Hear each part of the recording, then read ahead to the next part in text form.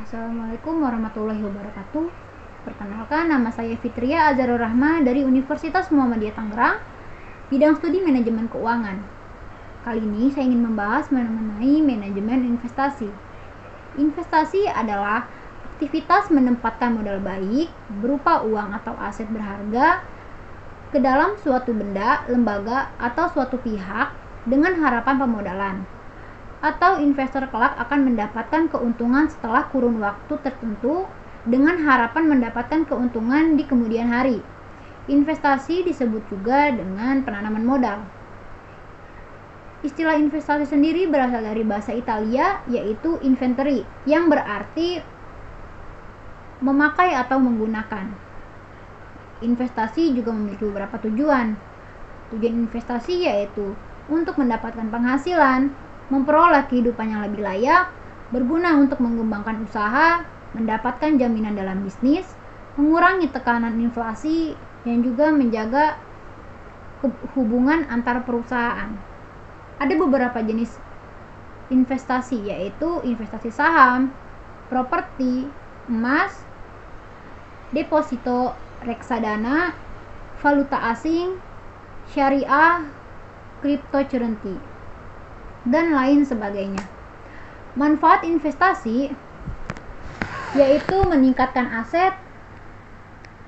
Hal ini dapat diterapkan pada investor properti pembelian, tanah, apartemen, atau rumah yang harganya suatu saat akan mengalami kenaikan. Namun, peningkatan nilai aset ini tidak dapat dalam waktu singkat karena butuh waktu yang lama dan kesabaran. Kedua, memenuhi kebutuhan di masa depan. Karena banyak kebutuhan yang tidak terduga di masa depan, investasi sangat tepat sebagai sarana pemenuhan kebutuhan yang menunjang masa depan. Ketiga, gaya hidup hemat. Dengan investasi, seseorang akan mencoba hidup hemat. Untuk tetap berinvestasi, pada akhirnya seseorang akan menghindari membeli hal-hal yang tidak berguna. Keempat, menghindari hutang. Dengan gaya hidup sederhana, seseorang akan menghindari hutang. Orang-orang yang memiliki komitmen investasi akan menghindari berhutang dan memilih hidup hemat untuk memperbaiki ekonomi. Investasi juga tidak luput dari resiko. Selain manfaat, investasi juga tentunya mempunyai sejumlah resiko yang harus diwaspadai, yaitu business risk, liquidity, financial, country risk, exchange risk. Kali ini saya ingin membahas mengenai salah satu jenis investasi, yaitu saham. Saham adalah surat yang menjadi bukti seseorang memiliki bagian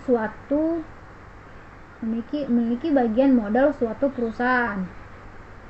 Seseorang yang memiliki saham, maka ia memiliki sebagian aset dari perusahaan tersebut. Sebagai contoh, jika perusahaan menerbitkan 1000 saham dan seseorang tersebut memiliki 200 saham di perusahaan tersebut, maka ia memiliki 20% kepemilikan di perusahaan tersebut. Pemegang saham mayoritas akan memiliki hak kendali atas suatu perusahaan. Pemilik saham juga memiliki hak untuk mendapatkan dividen sesuai dengan jumlah saham yang ia miliki. Perolehan dividen ini biasanya tergantung keuntungan dari perusahaan tersebut dan telah diatur sesuai dengan anggaran dasar perusahaan.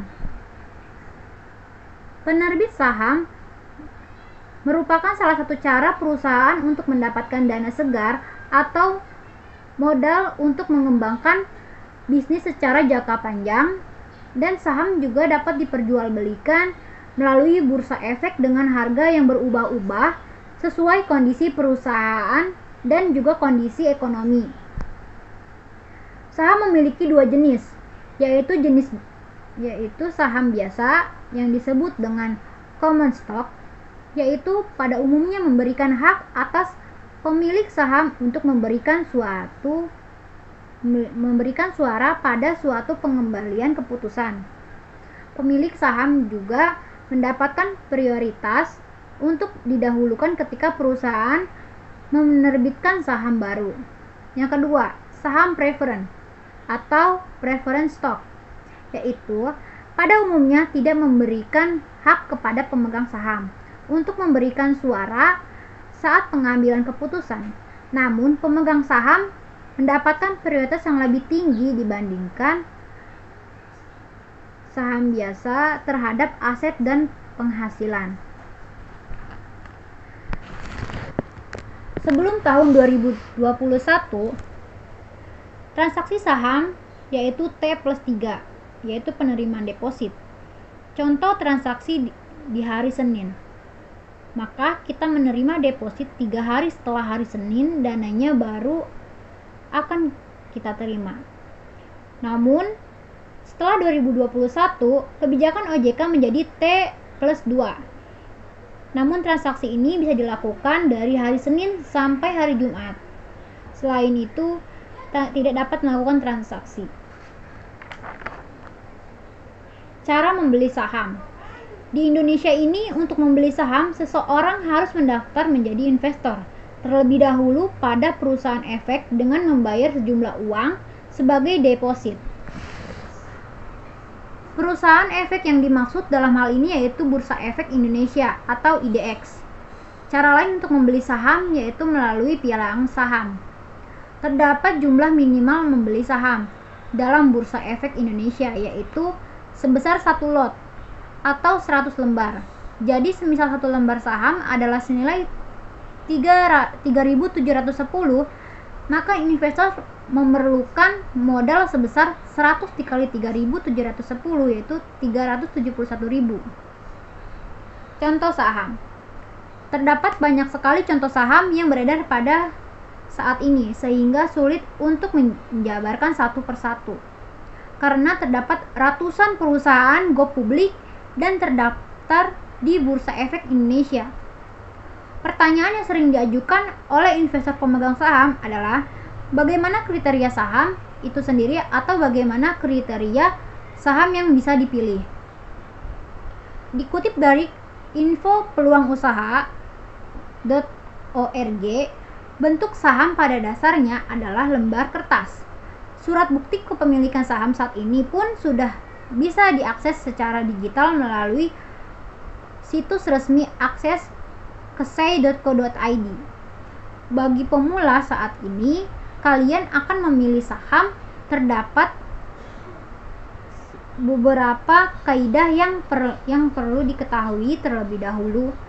Kaidah ini terkait dengan tingkat kapasitas dan reputasi emiral. Sementara itu, contoh saham yang paling aman bagi pemula yaitu dari perusahaan yang memproduksi kebutuhan pokok, saham BUMN, saham perbankan, saham properti, dan saham farmasi. Mungkin hanya itu saja yang bisa dapat saya sampaikan. Kurang lebihnya mohon maaf. Wassalamualaikum warahmatullahi wabarakatuh.